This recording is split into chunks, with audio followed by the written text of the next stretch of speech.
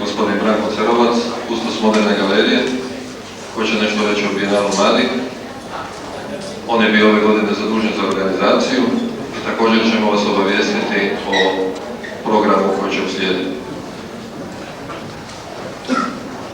S nama su večeras također i članovi žirija, Ješa Denegri iz Beograda, Mladen Vučić iz Zagreba, Vinko Srko iz Zadra, te naravno Nenad Glavočić iz Moderne galerije Rijeka. Oni koji su krivi za ovu izložbu. U vrijeme kada velike smotre suvremene umjetnosti u Jugoslaviji jedna za drugom polako umiru, poput sarajevskih jugoslavenskih dokumenata, koje se još nisu uspjela niti ustaviti, ili Beogradskog trijenala, koji nakon uskrsnuća ponovo pada u zaborav nekog boljeg vremena, ili dugovijekog Karlovačkog bijenala akvarela, naprasno prekinutog, ili Cetinskog bijenala, sahranjenog i uskrsnutog u drugom koncepcijskom obliku prije nego li je započeo, ili čak Riječkog međunarodnog bijenala crteža koji nije nestao, ali se tako promijenio da je za mnoge neprepoznatljiv itd. Bijenale mladih, već 16. put istrajava na koncepcijskih osnovama utemeljenih daleke 1960. godine. Bijenale mladih još uvijek nije nadišao dobnu granicu vlastitog određivanja mladosti. Još nije prešao 35. godinu, ali vjerujemo i nadamo se, pokazuje zrelost i razboritost punoljetnih godina. Zašto zrelost?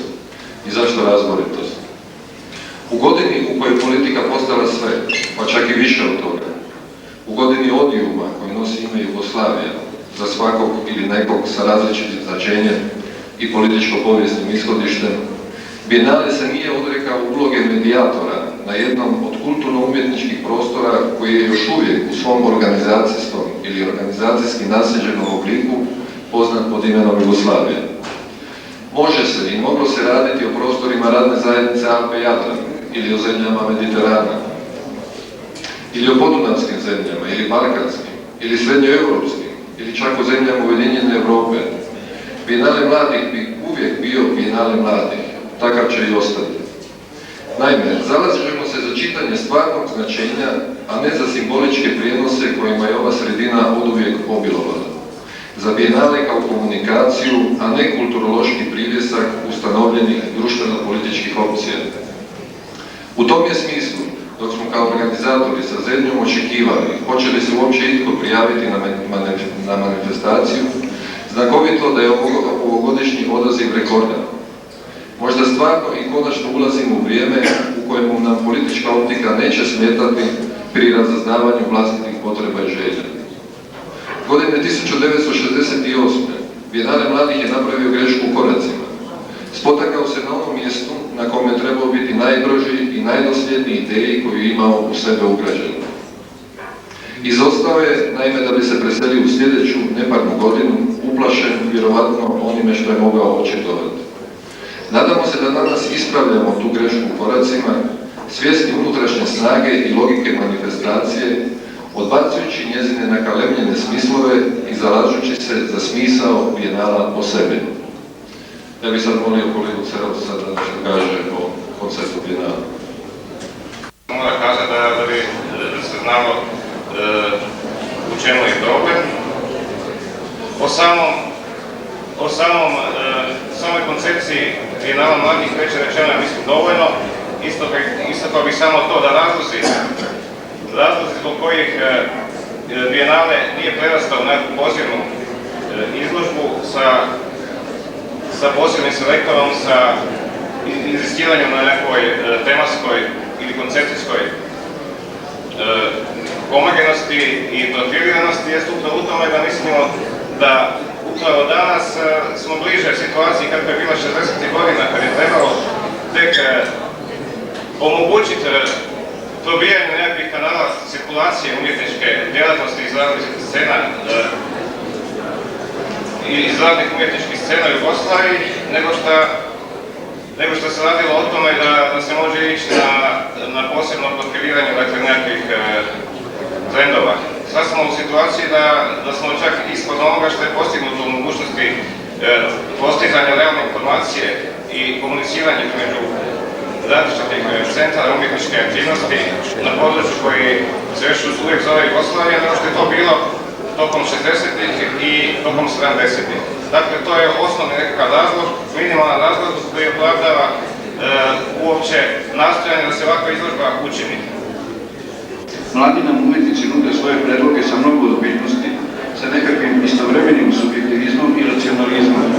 A kako bi i mogli drugačije u ova smutna vremena, u vreme opšteg osjećanja epohalne krize i egzistencijalne zabrinutosti.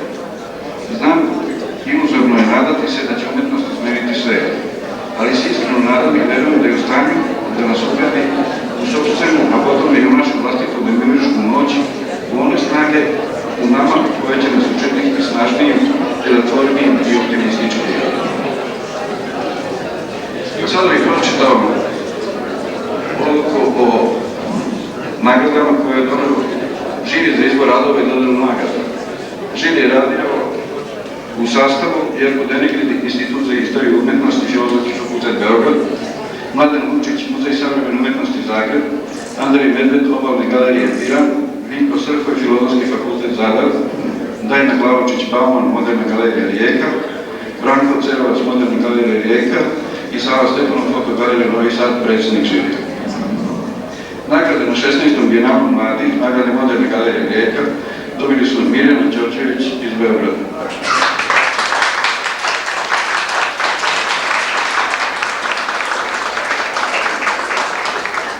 Marijan Gumila iz Ljubljane.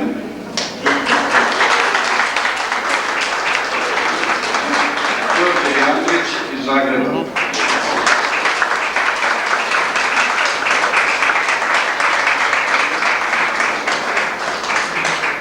Stanko Pavlecki iz Skoplja.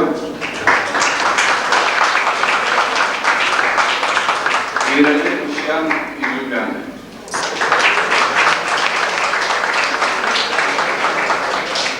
Nagrada Saveza hrvatskih društava likovnih umetnika Zagreb dodeljena je Sandru Đukiću iz Zagreba.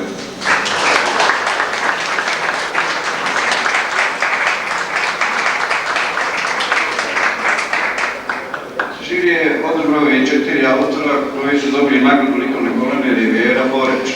To su Aleksandar Rafajlović iz Beograda,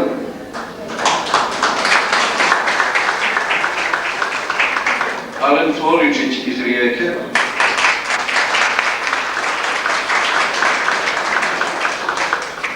grupa Emisao iz Novog Sada i Karolina Demirović iz Zagreba. Ovo je 16. bijenale mladih u Rijeci i Otvoru.